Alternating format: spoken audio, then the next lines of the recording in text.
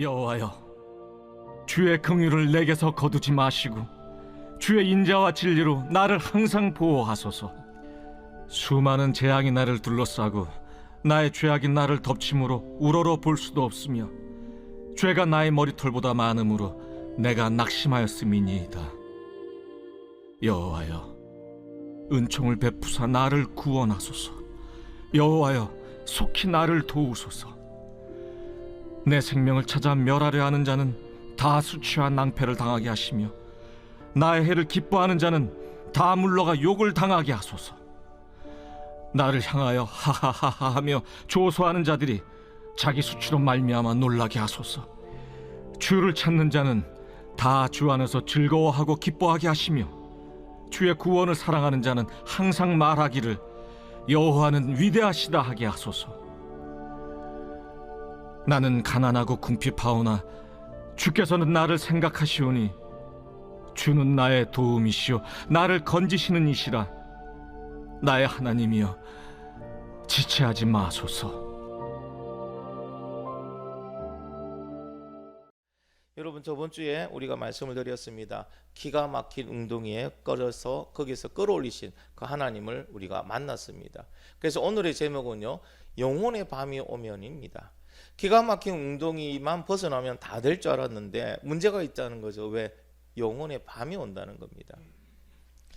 자, 우리 저번 주에 했던 거 한번 복습해 보겠습니다. 기가 막힌 웅덩이와 수렁에서 끌어올리신 하나님 대해서 우리는 은혜를 나눴습니다. 사람은 살다 보면은 누가, 그쵸? 뭐 나는 그런데 안 빠진다고 얘기하는, 나는 그런 상황이 나는 그런 병이 안 든다고 말할 수 없습니다. 누구나 기가 막힌 웅덩이와 수렁은 있습니다. 근데 근본적으로 모든 인간이 같은 곳에 빠져 있었어요. 기가 막힌 웅덩이죠.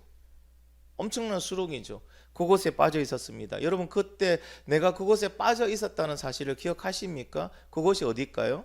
죄의 웅덩이죠. 죽음의 수렁입니다. 죄의 웅덩이에서 우리는 죽음의 수렁을 향하여 계속적으로 흘러가고 있었습니다. 인간의 힘으로, 나의 능력으로 도저히 빠져나올 수 없는 그런 환경 속에 우리는 살았습니다. 근데 거기서는요, 다른 사람의 도움도 받을 수가 없어요. 보세요, 여러분, 늪에 빠졌습니다. 빠져 있는 사람을 도울 수 있다 없다? 없습니다. 맞죠, 그렇죠? 밖에서 무슨 줄을 건져주든지 짝대기를 내려주든지 하죠. 근데 모든 사람이 다 죄인이라 했잖아요. 다 죄의 수렁 속에서, 웅덩이 속에 빠져 있으니까 여러분, 사람은 사람을 도와줄 수 있는 그런 입장이 안 됩니다. 근데 더 기가 막히는 것은요, 우리가 그곳에 빠져 있다는 것 자체를 우리는 모르고 있었죠. 여러분, 예수 믿기 전에 내가 내가 이렇게 정도로 죄인이었는지 여러분 아셨습니까? 몰랐잖아요, 그렇죠? 지금도 그 사실을 모르고 사시는 분들이 주위에도 너무나도 많습니다. 내가 그런 죄인이라는 거, 나는 그 죽을 수밖에 없는, 나는 지옥 가는 그런 죄로 나는 살고 있고 나는 지옥 가고 있다는 걸 깨닫지 못하고 살아갑니다. 아마 여러분 주위의 사람들에게 한번 이렇게 질문해 보시기 바랍니다. 당신은 지금 엄청난 죄를 지은 죄인이라는 사실을 인정하십니까? 당신은 죽을 죄인인 걸 인정하십니까? 한번 질문해 보세요. 그럼 그들이 뭐라고 대답하는가? 인정하는 사람이 10명 중에 몇 명 나올까요? 거의 다 안 나올 겁니다. 왜? 스스로 의인이 아닌 건 알아요. 그러나 내가 그렇게 죽을 죄인은 아닙니다라고 얘기를 할 겁니다. 우리는 이렇게 그 깊이를 알 수 없는 죄의 웅덩이, 지옥의 수렁에 빠져 있으면서도 내가 그곳에 빠졌다는 생각을 깨닫지 못함으로 뭐합니까? 벗어나겠다는 마음도 안 가집니다. 그냥 이 땅이 전부인 거예요. 여러분, 그것이 죄의 수렁과 지옥의 그 구덩이에 빠져 있는 사람들의 특징이 뭐냐면 이 땅이 전부예요. 우리도 이전에 그랬잖아요. 이 땅에서 잘 먹고 잘 살고, 그렇죠? 건강하고 오래 살고 성공하는 게 내 목표였고 전부였잖아요. 지금도 많은 사람들은 그렇게 삽니다. 그래서 오늘을 위하여 최선을 다해 삽니다. 어떨 때는요, 그 최선을 다해 사는 모습이 되게 안타까울 때도 있어요. 새벽부터 나와서 저녁까지. 저도 한때는 그런 생각을 했거든요. 새벽에 나와서 새벽 별을 보고 들어왔어요. 여러분, 그 생활을 엄청 했거든요. 왜? 이 땅이 전부인 줄 알고 거기에 올인해서 살아갔으니까요. 근데 실제는 어떻습니까? 이 땅이 전부인가요? 이 땅은 잠시 잠깐 머무는 곳이었어요. 여러분 꼭 기억하세요. 이 땅은 전부가 아니에요. 잠시 잠깐 머무는 거예요. 영원히 사는 세상은 따로 있더라는 거예요. 근데 우리는 깨닫지 못했죠. 그러니까 이 땅에 목숨 걸고 살아갔습니다.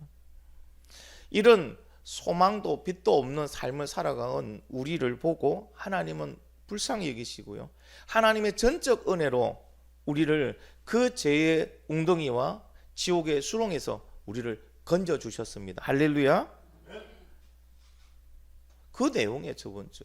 그러니까 다윗은 이것을 체험하고 이 외에도 자기의 삶 속에 기가 막힌 웅덩이와 수렁도 여러 가지가 있죠. 그럴 때마다 하나님께서는 어떻게 했다고요? 그를 끌어올려 주셨습니다.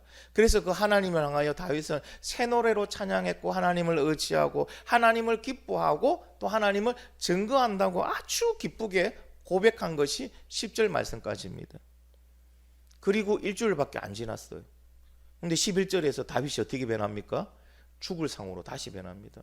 주여 나를 긍휼히 아끼지 마시고 나를 보호하시고 나를 인도하여 주시옵소서.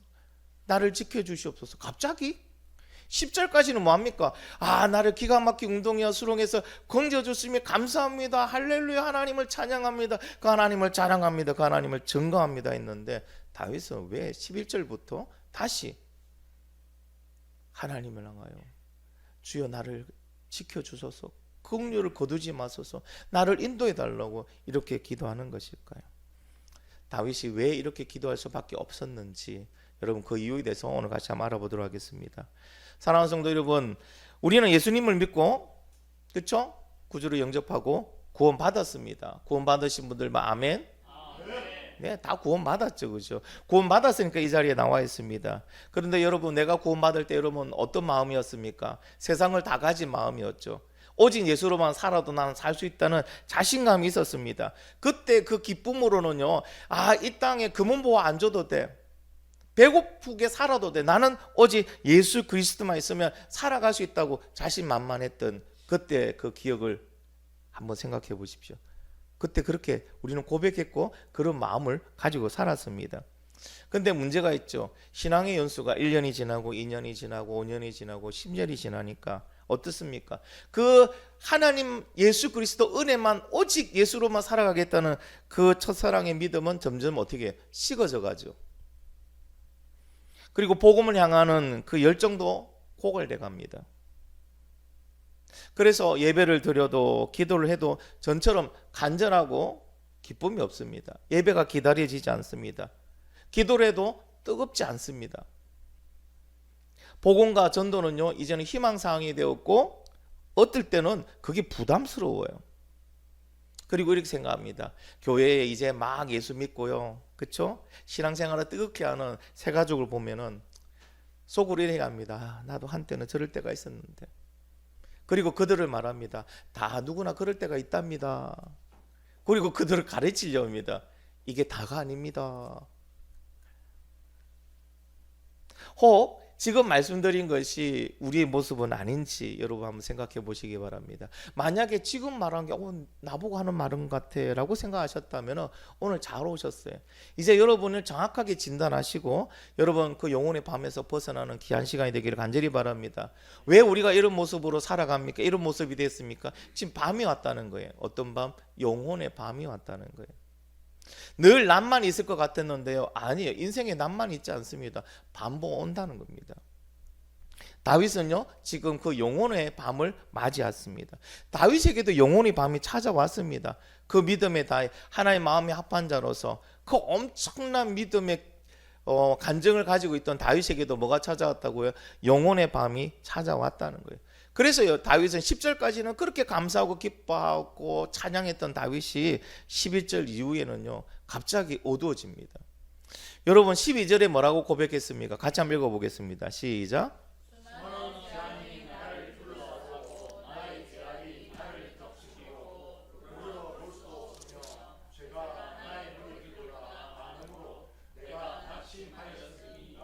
아멘. 다윗은요 11절에서 주여 주의 긍휼을 내게서 거두지 말아 달라고 간절하게 또 간구합니다. 여기서 긍휼이라는 뜻은요, 모태 태아에서 있는 그 아기를 바라보는 엄마의 마음과 같다는 거예요. 그러면 얼마나 그죠? 얼마나 사랑스러우면서도 그 가련한 그런 마음으로 나를 봐달라. 그렇죠? 그렇게 간구를 합니다. 왜 하나님께 긍휼을 거두지 마시고 자신을 보호해 달라고 다윗은 그렇게 간청하는 걸까요? 영혼의 밤이 그만큼 힘들다는 거예요. 영혼의 밤이 오니까 그 심령이, 그 영혼이 너무나도 힘들더라는 겁니다. 그러니까 긍휼을 거두지 마시고 나를 인도해 달라고 그렇게 간청하는 겁니다. 사랑하는 성도 여러분, 밤이 오면 뭐 지나면 되지. 여러분, 밤이 왔다고 갑자기 두려워 떨고 고함을 지르고 막 무서워서 잠 못 자는 분은 없죠, 그죠? 밤에 오면 자면 되는데, 그죠? 근데 영혼의 밤은 틀립니다. 영혼의 밤은요, 힘들고 어렵다는 거예요. 힘들고 어렵다는 거예요. 다윗은 영혼의 밤이 갇힌 자신의 상태를 뭐라고 표현을 하냐면은 이렇게 표현했습니다. 내가 낙심하였음이니이다. 그런데 여러분, 개역 한글에는 더 실감나게 이걸 번역해놨어요. 개역 한글에는 뭐라고 번역해놨냐면요, 내 마음이 사라졌나이다. 아니, 그 상황이 얼마나 힘들고 괴롭고 어려우면요, 마음이 사라졌대요. 마음이 사라졌다는 게 무슨 의미입니까, 여러분? 마음이 사라졌대요. 이것은요, 틀끝만한 희망도 없는 절망의 상태가 되었다는 거야. 빛도 하나도 보이지 않는, 완전히 깜깜한 밤이 되었어요. 여러분, 지금 우리 도시에는요, 밤이 돼도 반갑지 않죠. 밝으니까. 근데 여러분, 저 지리산 산골 가보셨어요? 지리산 산골 가면 저녁 되면요, 칠흑 같아. 깜깜히 달 안 뜨면 아무것도 안 보여요. 별 달 없으면요, 그냥 눈만 뜨면 그냥 눈 뜨고 있는 봉사에 아무것도 안 보여요. 지금 다윗의 그 인생에 이런 상태라는 거예요. 지금 다윗이 예수 안 믿습니까? 하나님 안 믿습니까? 하나님 백성 아닙니까? 맞아요. 믿어요. 하나님 의지해요. 믿음이 없는 거 아니에요. 근데 영혼의 밤이 오니까 자신의 상태가 이런 거예요. 그냥 털끝만한 희망과 불빛 하나 없는 절망의 상태에 그냥 빠져 있다는 거예요. 혹시 오늘 예배 가운데 있는 분들 중에 내가 예수를 믿어도 기쁘지도 않고 이전처럼 간절하지도 않고 소망도 보이지도 않고 그냥 믿기는 믿는데 그냥 타성에 의해서 믿어왔으니까 계속 믿기는 하는데 그냥 절망 속에 갇혀 있는 분은 없으십니까? 그게 다윗의 모습이에요. 그러면 다윗에게 왜 영혼의 밤이 왔을까? 여러분, 영혼의 밤이 찾아오는 이유는 여러 가지가 있습니다. 근데 다윗의 경우는 뭐 때문이라고 얘기합니까? 죄 때문이라고 합니다. 죄 때문에 영혼의 밤이 찾아왔다고 다윗은 얘기합니다. 다윗은요, 뭐라고 얘기한다고요? 하나님께서 기가 막힌 웅덩이와 수렁에서 매번 끌어올려 주셨어요. 그래서 다윗은 하나님의 은혜로 세상에서 빛나고 있던 사람이었습니다. 그런데 그의 죄가 머리털보다 많아졌어요. 죄를 다스리지 않았습니다. 어떤 죄요? 사소한 거죠. 우리가 보기에는 사소한 것. 어떤 것일까요? 나태해지는 거죠. 기도하지 않는 거죠. 하나님의 은혜를 까먹는 거죠. 자, 이런 것이 작은 사소한 것들이 모여서 뭐가 된다고요? 머리털보다 많은 죄로 변했습니다. 다윗은 시간이 지나면서 하나님의 은혜를 하나하나 까먹기 시작합니다. 편하니까. 하나님 다 이루어 주셨으니까, 너무 편하니까. 여러분, 우리가 편할 때 더 뭐 해야 됩니까? 더 기도해야 되잖아요. 왜? 시간이 남잖아요. 다윗은 이제 전쟁에 나가지도 않아도 됩니다. 자기 부하들이 나가서 다 합니다. 나라도 알아서 잘 굴러가요. 그럼 뭐 하면 됩니까? 더 말씀과 기도 안에 서면 되는데, 오히려 사람은요, 내 것을 이루고 더 편해지면요, 말씀과 기도를 안 살더라는. 그러면서 점점 어떻게 됩니까? 육신의 정욕, 그리고 안목의 정욕, 그리고 이생의 자랑에 빠지면서 내가 갖고 싶고 내가 하고 싶은 걸 찾아가는 거예요. 그러다 보니까 다윗은 결과적으로 간음이라는 죄를 짓고 살인과 거짓이라는 죄를 계속 짓는 겁니다. 하나님의 은혜를 잊어버리는 순간 영혼의 밤은 서서히 우리에게로 다가옵니다. 내가 그 안으로 들어가고 있는 거예요. 여러분, 처음에 나를 구원해 주셨던 그 하나님의 그 은혜에 대한 감격을 여러분 아직 가지고 계십니까? 그렇다면 다행인데, 신앙의 연수가 지나면 지날수록요, 그 간격에서 점점점 멀어지진 않습니까? 우리가 그 간격에서 점점점 멀어지면요, 다윗처럼 영혼의 밤에 갇혀서 신음하는 그런 불쌍한 자녀가 될 수밖에 없다는 거예요. 영혼의 밤이 와서 이렇게 신음하고 힘들어도 다윗은 아직 하나님을 믿는다고 합니다. 그렇죠, 그렇죠. 하나님 안 믿는 거 아니에요. 영혼의 밤이 왔대서 우리가 신앙을 버린 게 아니란 말이에요. 믿음은 있는데 문제는 뭡니까? 그 믿음이 빛을 못 내더라는 거. 그 믿음이 힘을 못 내더라는 겁니다. 왜? 밤이 왔으니까. 이처럼 여러분, 영혼의 밤은요, 다윗에게만 오는 게 아니에요. 누구에게나 올 수 있답니다. 누구에게나 찾아올 수 있습니다. 구약의 인물 중에 엘리야라는 인물을 알고 계십니까? 엘리야 대단한 인물입니다. 왜? 갈멜산에서요, 혼자서 850명과 싸웁니다. 바알과 아세라 선지자, 그 바알과 아세라를 섬기는 선지자들과 싸웁니다. 이거는 목숨을 건 싸움이에요. 그래서 어떻게 됩니까? 엘리야가 이겼어요. 그리고 850명 다 죽여버립니다. 갈멜산에 있는 엘리야의 모습은요, 기세등등했어요. 그 어떤 것도 두려울 것이 없었습니다. 하나님으로 충만했습니다. 하나님을 경험했으니까요. 하나님이 하셨으니까요. 그런데 그가 왕비 이세벨이 그 엘리야를 죽이겠다고 협박합니다. 근데 협박을 듣고요, 두려워서 어디로 갑니까? 광야로 도망갑니다. 노된 나무 아래에 앉아서 하나님께 뭐라고 기도했습니까? 하나님, 이젠 여기까지입니다.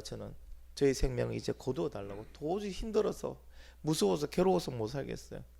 나 이제 그만 살고 싶어요. 하나님, 내 생명 좀 거두어 가달라고. 누가 기도합니까? 엘리야 기도합니다. 갈멜산에서의 그 엄청난 기세등등한 엘리야의 모습은 하나도 없습니다. 너무나도 대조적인 모습이 아닙니까? 노된 나무 아래에서의 기도하는 모습은 너무나도 대조적입니다. 왜 엘리야는 자기가 죽기를 바라는 기도를 했을까요? 두려움 때문에. 권력에 대한 두려움 때문에. 이세벨이라는 그 여자의 권력에 대한 두려움 때문에. 두려움에 갇히니까 어떻게 합니까? 그에게 영혼의 밤이 찾아온 거예요. 영적으로 그런 엄청난 사건과 엄청난 여러분 그런 능력을 가졌었던 그 엘리야조차도요, 두려움 속에 들어가니까 여러분 이렇게 그냥 저를 좀 데리고 가주세요. 연약하고 연약한 불쌍한 이런 기도를 드리는 사람이 되었습니다. 그래서 여러분, 영혼의 밤이라는 것은 누구에게나 찾아올 수 있습니다. 특별히 세상을 향하여, 문제를 향하여, 병을 향하여 두려워하면요, 영혼의 밤은 쉽게 찾아옵니다. 또 있죠, 그렇죠? 여러분, 하나님께서 사용하시는 능력의 종이라고 영혼의 밤이 찾아오지 않습니까? 찾아오죠. 그럼 우리 현실에서 한번 찾아볼까요? 영혼의 밤에 빠졌던 모습들. 여러분, 한국의 대형 교회들, 그들이 교회 안팎으로 많은 비난을 받았습니다. 왜 받았습니까?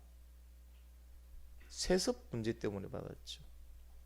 맞잖아요. 한국의 대형 교회들은요, 다 자기 자녀들에게 교회를 물려줬습니다. 목사님, 제발 그런 거 하지 마세요. 교회 안 밖에서요, 얼마나 그분들에게 말씀을 드리고 건의를 했고 항의도 했습니까? 그럼에도 불구하고요, 자녀들에게 세습했습니다. 왜 그랬을까? 한때는 한국 교회의 영성을 이끌어갔던 그분들입니다. 그분들은요, 여러분 대단한 분들이에요. 한 획을 껐던 분들이에요. 그런 분들이 왜 그런 결정을 했을까? 진짜 지금 생각해도 너무 안타까운 마음들이 돼요. 그리고 여태까지 그분들을 향해 가지고 있던 존경심이 싹 다 사라져 버렸어요. 그냥 안타까운 마음만 드는 거예요. 아마 그 목사님들도 그 목회의 마지막 밤에, 마지막에 영혼의 밤을 맞이하고 있지 않나 생각됩니다.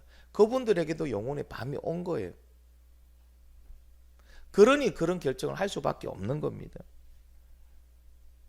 멀리서 안 찾아도 되더라고요. 저한테도 영혼의 밤은 왔더라고요.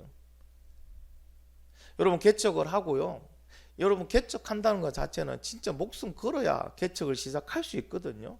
주를 위해서 까짓거 주님이 살리시면 살고 죽이시면 죽겠습니다.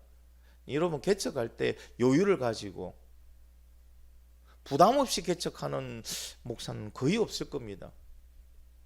다 그만합니다. 환경도 여러분 물질도 그만합니다. 하나님이 이번 주 해결 안 해주시면 살 수 없는 그런 환경 속에 있어요.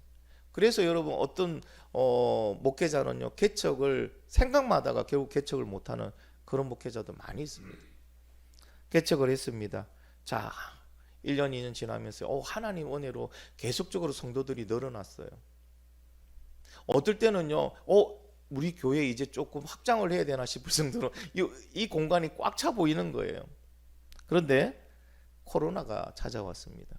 코로나가 딱 찾아오니까 전도도 못해요. 신방도 못해요. 예배도 제대로 안 돼요. 그러면서 서서히 제 마음속에 뭐가 드는지 아십니까? 코로나라는 핑계거리가 생기는 거예요.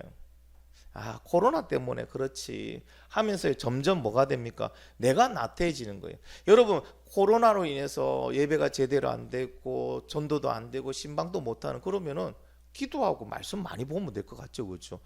시간이 넉넉하게 남으니까 그때 당시에 수요 예배도 준비할 필요 없어요. 새벽 예배 준비할 필요 없어요. 금요 예배 준비할 필요도 없어요. 주일 예배만 준비하고 그것도 한 번만. 그럼 시간이 많이 남으면 기도하고 말씀에 더 집중할 것 같은데요. 사람이 갑자기 나태해지기 시작합니다. 핑계거리가 생겼잖아요. 그렇죠? 합당한 핑계거리 생겼잖아요. 코로나라는 핑계거리 생겼어요. 그러다 보니까요 뭐가 됩니까? 점점점 세상에 관심을 가지고 내가 즐겁고 내가 하고 싶은 일을 찾아가는 거예요. 그러면서 영적으로 무기력해지고 영성이 바닥을 향해 내려가는 것을 느끼면서도 왜 사람이 있잖아요. 거예요. 내가 빠지는데 하면서도 발을 못 빼는 거예요. 그때가 영혼의 밤이 찾아온 때였어요. 아 이게 아닌데 하는데도 못 벗어나는 거예요. 밤에서 못 벗어나오는 거예요. 근데 하나님의 특별한 은혜로요 그때 교회에 큰 문제가 발생합니다. 그래서 그 문제를 해결할 방법이 없으니까 집사람하고 저하고 저녁 9시부터 3시간씩 기도하는 거예요. 집중 기도하는 거예요. 근데 놀라운 거는요 그렇게 집중 기도하는 가운데 은혜를 주시고 영혼의 밤을 지나서 다시 새벽을 맞이할 수 있게 도와주셨어요. 그때를 생각하면 진짜 끔찍해요. 섬뜩해요. 그런데 또 하나 그때 주신 또 하나님의 크신 은혜는 또 너무 감사하죠. 이처럼 여러분 영혼의 밤이라는 것은 누구에게나 찾아올 수 있습니다. 아마 우리 중에 영혼의 밤에 지금 해당하는 분도 있을 거예요. 밤에 있는 분도 있을 거예요. 특별히 나의 신앙이 10년, 20년, 30년 지나오신 분들 중에는 보면은 나도 모르게 영혼의 밤이 찾아와 있는 분들이 많이 있습니다. 그래서 한번 진단해 보기로 생각했습니다. 나는 영혼의 밤에 와 있는지 내 영혼을 한번 진단해 보겠습니다. 자, 여기 해당하면은 여러분 거의 99%가 지금 밤이라고 생각하시면 돼요. 여러분 중에 나 때는 이라는 말을 그리고 나도 예전에는 나도 한때는 이런 말을 자주 쓰신다면은 지금 밤이 찾아온 거 맞습니다. 그리고 예배와 기도와 찬양이 예전처럼 간절하고 기다려지지 않고 예배와 찬양과 기도를 드려도 기쁘지 않고 형식적으로 하고 있다는 그런 생각이 드시는 분들 거의 영혼의 밤이 지금 찾아온 상태입니다. 여러분 어떻습니까? 지금 나는 밤입니까? 낮입니까? 그렇죠? 낮에 계신 분도 있을 거고 밤에 계신 분도 있을 겁니다. 근데 여러분 영혼의 밤에 너무 오래 있으면 안 돼요. 왜 그런지 아십니까? 우리의 영혼이 힘을 잃어요. 무기력한 상태로 계속 가는 거예요. 그러면 영혼의 밤에 있는 시간만큼 우리는 뭐예요? 손해예요. 여러분 주를 위해서 더 많은 일들을 하면서 나한테 주시는 은혜를 내가 경험하고 또 하늘의 상급을 쌓을 수 있는 시간이 이 살아있는 이 땅에서밖에 없는데 그 시간을 무기력하게 그냥 지내는 거예요. 얼마나 여러분 우리에게 큰 손해입니까? 더 많은 것을 주님 앞에 드리고 내게 영광이 되고 은혜가 되고 그 상급을 내가 바라볼 수 있어야 되는데 그 시간을 아무것도 안 하고 손 놓고 있어 봐요. 얼마나 큰 손해입니까? 제가 코로나 때문에 그 밤을 경험하면서 참 모르는 게, 그때 너무 아까운 거예요. 그 시간들이. 그 시간에 더 기도하고 더 말씀 속에 있었으면 하나님이 나를 더 사용하기 편하고 더 많은 부분에 사용하지 않았을까. 사랑하는 성도 여러분, 영혼의 밤이라고 내가 지금 밤을 겪고 있다고 생각하시면 빨리 그 밤에서 벗어나기를 예수님의 이름으로 축원합니다. 자, 그러면 이제 마지막으로 이제 그 밤에서 벗어나는 방법에 대해서 여러분과 같이 나누고자 합니다. 영혼의 밤에서 우리는 어떻게 벗어날 수 있을까? 자, 16절 말씀입니다. 같이 읽겠습니다. 시작.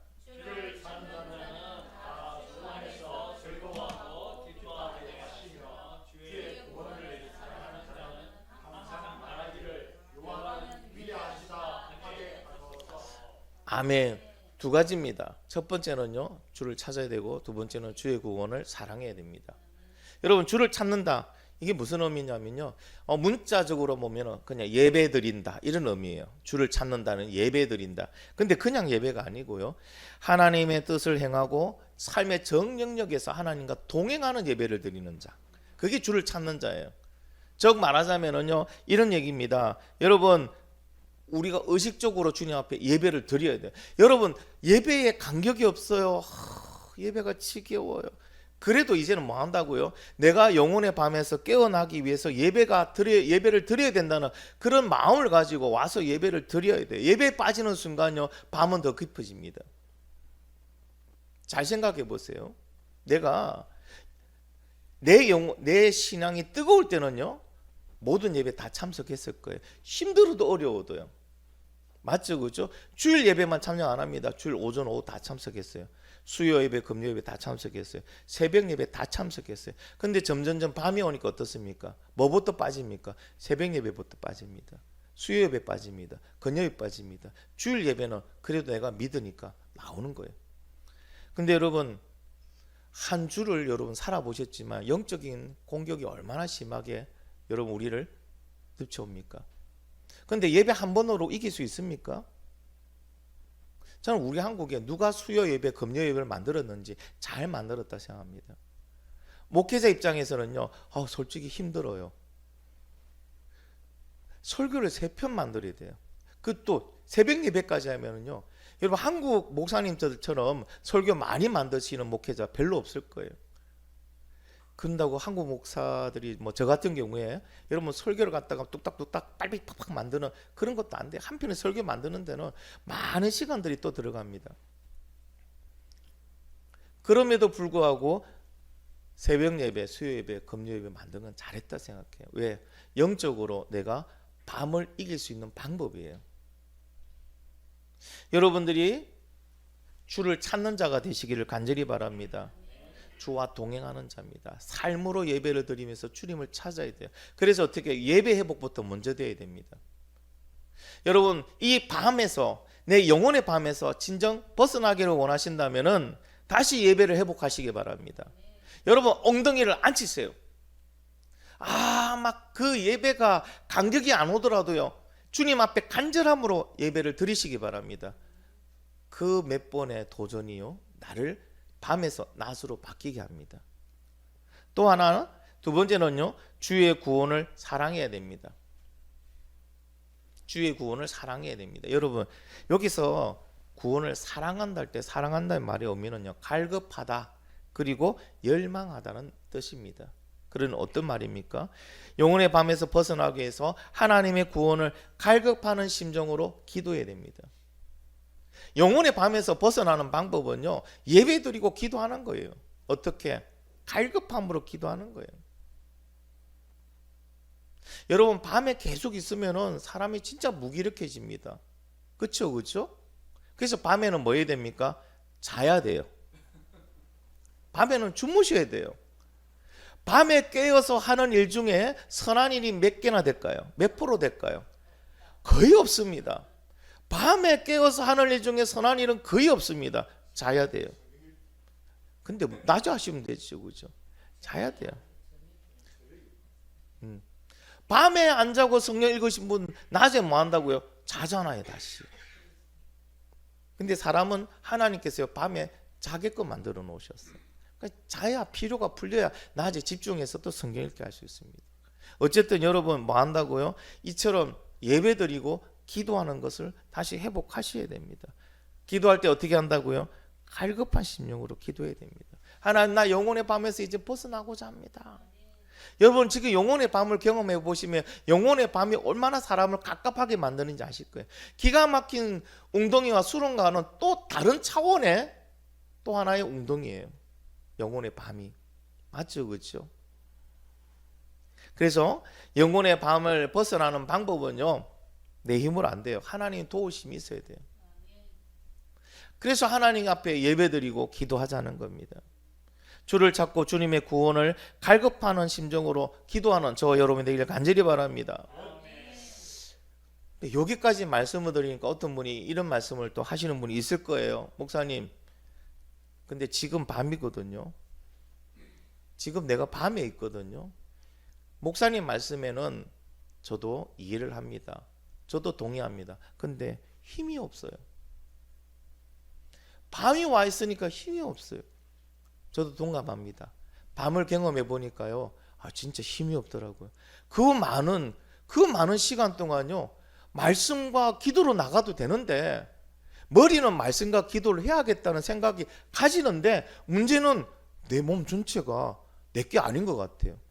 무기력해져 있어요. 그냥 힘이 없어요. 이때는 어떻게 해야 될까요? 여러분, 이때를 위해서 하나님 뭘 준비해 주신지 아십니까? 바로 교회를 준비해 주신 거예요. 교회가 어떤 것입니까? 이런 연약한 존재들이 모여서 함께 하는 것입니다. 혼자는 약하고 힘들고 쉽게 포기할 수 있지만요, 두세 명이 같이 하면요, 또 함께 갑니다. 맞죠? 그렇죠? 여러분, 왜 우리가 같이 연합해서 기도하고 같이 골방 기도하고 같이 카톡으로 녹음하면서 말씀 올리고 같이 필사하자고 한지 아십니까? 나 혼자는 힘드니까, 하다가 포기할 수 있으니까. 그런데 같이 하면 어떻게 됩니까? 나만 하는 게 아니잖아요. 그렇죠? 나만 하는 게 아니잖아요. 같이 갈 수 있잖아요. 여러분 캠프파이어나 아니면은 캠핑에 가서요, 불을 피워본 경험이 있으실 겁니다. 장작 하나만 가지고 불 피우면요, 화력도 약하지만 쉽게 꺼지잖아요. 근데 그런 장작을 100개 모았다 생각해 보세요. 100개 모아서 불을 태우면요, 이 불은 웬만한 태풍이 와도 꺼지지 않습니다. 맞죠? 화력은 또 어떻습니까? 와, 주위의 모든 걸 녹일 수 있는 화력이 됩니다. 또 하나 좋은 게 뭔지 아십니까? 그 장작 중에 하나는요, 물이 젖어가 잘 안 타는 장작도 있을 수 있잖아요. 그런 장작조차 어떻게 합니까? 다른 장작의 불로 같이 말리고 태우더라는 거예요. 그래서 뭐 해야 된다고요? 교회에서 같이 하자는 겁니다. 만약에 내가 영혼의 밤에 나는 힘도 없어요. 진짜 하나님 하고 싶은데 안 돼요. 그러면 우리는 해야 됩니다. 교회로 도움을 요청하셔야 돼요. 여러분 담임 목사나 아니면 가까운 지인들에게 도움을 구하시기 바랍니다. 나 좀 도와달라고. 지금 밤에 있다고. 깨어나고 싶은데 힘이 없어 못 깨어나겠다고. 여러분 이거는요, 부끄러운 게 아닙니다. 여러분이 기도 요청하는 거는요, 반드시 해야 되는 일입니다. 저도 또 언제 밤이 올지 몰라요. 그럼 여러분한테 기도 요청할 거예요. 그러니까 여러분도 뭐 해신다고요? 여러분 교제가 다른 교제 아니고 기도의 교제를 나누시는 거예요. 이렇게 내가 밤이니까 힘드니까 기도 좀 해달라고. 그럼 나도 나중에는 낮에 있었고 또 상대방이 밤에 있을 수 있잖아요. 그럼 기도해 줄 수 있잖아요. 교회는 왜 있다고요? 연약한 이 공동체가 함께 가자는 겁니다. 그리고 뭐 하면 됩니까? 공적인 예배에서 여러분 나를 앉히는 거예요. 공적 예배와 기도 시간을 참석하는 거예요. 처음에는 그 참석하는 게 별 의미 없이 보일 수도 있습니다. 왜? 달라지는 게 별로 없으니까. 근데 여러분 자꾸 그 예배와 기도에 여러분 나를 갖다 놓으면요, 거기서 또 어떻게 됩니까? 같이 타는 거예요. 나는 젖었어 이미. 안 탈 것 같아. 근데 옆에 있잖아요, 마른 장작들이 같이 타잖아요. 여러분 혼자 기도할 때와 우리가 금요일 나와서 통성으로 기도할 때 언제가 기도가 잘 되시나요? 통성으로 기도할 때 잘 되는 거예요. 나는 기도가 막 안 되다가도 그 기도 소리 들으면 나도 모르게 안에서부터 기도가 넘쳐 나올 때가 많이 있습니다. 어떤 청소년 사역을 하시는 목사님이, 여러분도 잘 아시는 목사님이에요. 그분이 청소년 사역하다가 그 사역이 쫄딱 망해버렸어요. 그러니까 멘토 되는 목사님이 다른 거 안 하더라고요. 야, 예배 잘 드려, 기도하고 있으랬대요. 그래서 이분은요, 그냥 영혼의 밤이 찾아왔는데 그 상태에서 예배 드렸어요. 기도했어요. 어떻게 예배 드렸어요? 멘토 목사님 말씀드린 것처럼요, 뜨겁게 예배 드렸어요. 뜨겁게 찬양했어요. 막 안 나와도 박수 치면 뜨겁게 했어요. 기도했어요. 그냥 기도 자리에 앉았어요. 안 되면 주여라도 크게 외쳤어요. 근데 놀라운 거는요, 그 마음이 회복되기 시작하고 영성이 회복되기 시작하고 하나님은 회복된 그를 더 큰 일로 불러서 사용을 하시더래요. 할렐루야. 영혼의 밤에 내가 있다고 진단되시는 분들은 오늘 말씀은 꼭 귀담아 들으시길 바랍니다. 두 가지입니다. 무엇을 말씀드렸습니까? 하나님 앞에서, 여러분 하나님 앞에서 주를 찾아 예배 드리자는 거예요. 그리고 주의 구원을 사랑합시다. 기도하자는 겁니다. 예배와 기도로. 여러분 영혼의 밤은 우리가 낮으로 바꿀 수 있습니다. 밤에서 떠나서 낮으로 올 수가 있습니다. 그러나 기도와 예배가 회복되지 않으면은요, 계속 우리는 영혼의 침체기 또는 영혼의 갱년기라고도 하더라고요. 빠져서 못 벗어납니다. 어떤 분이 이렇게 얘기하더라고요. 여성분들 어떤 분이 얘기하지 않습니까? 저하고 아주 가까운 분이 얘기하더라고요. 갱년기라는 핑계를 많이 대시다. 갱년기 때문에 어쩔 수 없다 하더니 언제까지 가실 거예요? 극복하고 이겨야 되지 않습니까? 여러분 영혼의 갱년기, 아이고 뭐 신앙도 갱년기가 있지 않습니까? 갱년기가 왔는데 어떻게 갖고요? 그러면 갱년기 그대로 두시겠습니까? 영혼이 밤에 계속 침체된 상태로 여러분을 계속 놔두시겠습니까? 아니죠. 어떻게 해요? 다시 낮으로 바꾸는 여러분이 그러한 간절함으로 나오셔야 되지 않습니까? 바꿔야 되지 않습니까? 그 바꾸는 방법을 오늘 가르쳐 드렸습니다. 예배와 기도가 회복되면 여러분 우리 영혼이 회복되고 영혼의 밤에서 낮으로 바뀔 줄 믿습니다. 육신의 갱년기도 회복될 줄 믿습니다. 할렐루야. 하나님 앞에서 다시 회복되는 저와 여러분이 되기를 예수 그리스도의 이름으로 축원합니다. 우리 같이 한번 기도하겠습니다.